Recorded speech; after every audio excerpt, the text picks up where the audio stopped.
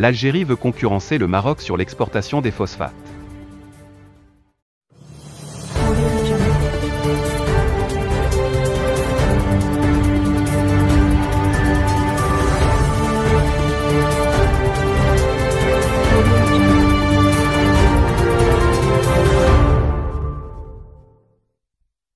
L'Algérie a annoncé, mardi, la signature d'un accord avec 2 sociétés chinoises pour créer Algerian Chine Fertiliser Company, une société anonyme algéro-chinoise spécialisée dans les engrais et les phosphates.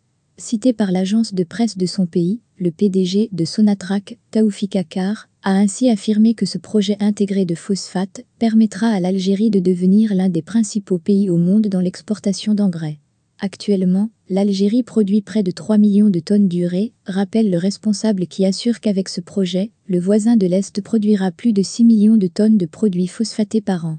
Taoufik Akar a assuré que le projet reste très important en termes d'investissement, avec 7 milliards de dollars, ajoutant qu'il mobilisera beaucoup de ressources financières, humaines et techniques et aura des effets sociaux et économiques, notamment dans l'Est du pays. La partie algérienne détiendra 56% des actions de la société algéro-chinoise d'engrais, tandis que 44% appartiendront à la partie chinoise, via les sociétés Wuhan et Tian'an. À travers ce projet, l'Algérie cherche visiblement à concurrencer le Maroc qui dispose, en effet, des plus grandes réserves mondiales de phosphate.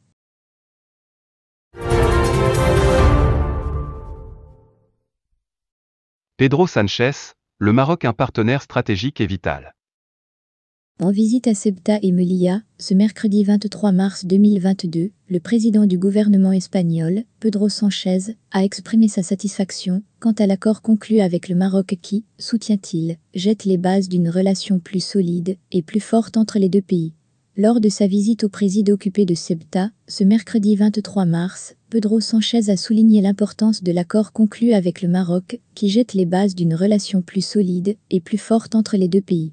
Cet accord est une nouvelle extraordinaire pour l'Espagne et le Maroc, a-t-il encore ajouté.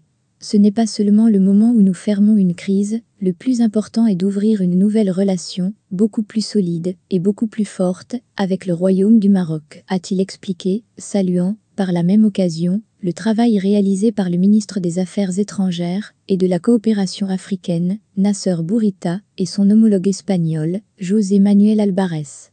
Ce dernier a annoncé, pour sa part, lors de son intervention devant le Congrès des députés, ce mercredi, qu'il se rendrait à Rabat le 1er avril prochain.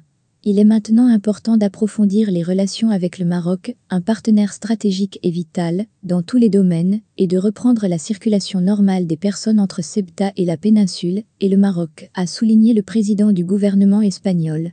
Par ailleurs, lors d'un point de presse conjoint avec le président du gouvernement local, Pedro Sánchez a précisé que pour le gouvernement espagnol, Ceuta est une politique d'État qui comprend 3 concepts importants, la sécurité, la stabilité et le progrès et la création d'opportunités. Le président du gouvernement espagnol a réaffirmé l'engagement du gouvernement envers le progrès et l'avenir de Ceuta à travers une politique d'État qui garantit un avenir de progrès et d'opportunités sur la base de la stabilité et la sécurité. Si nous voulons du progrès et des opportunités à Ceuta, cette ville doit d'abord garantir sa sécurité et sa stabilité. Et c'est principalement ce qui a prévalu dans le travail que nous avons effectué avec le Maroc depuis 10 mois. Le résultat de toutes ces négociations est bon pour l'Espagne et pour le Maroc, a-t-il insisté. Pour sa part, le président de Ceuta, Juan Viva, a relevé que la sécurité et l'intégrité de Ceuta sont garanties par l'État, en particulier par le pouvoir exécutif, par le gouvernement national, quelle que soit sa couleur politique.